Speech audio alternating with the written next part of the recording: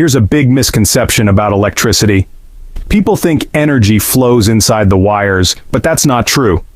Let me explain. When we talk about electricity, we often imagine energy rushing through the wires like water through a pipe. But in reality, the energy doesn't flow inside the wires. It moves around them. Inside the wires, what's really flowing are electrons. They move slowly through the wire.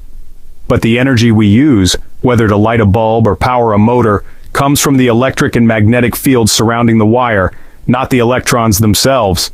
Electrons inside the wire barely move, about 1 millimeter per second.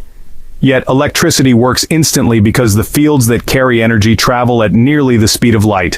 When you switch on a light, the electrons in the wire create electric fields around the wires, and that's what actually transfers energy to the light bulb.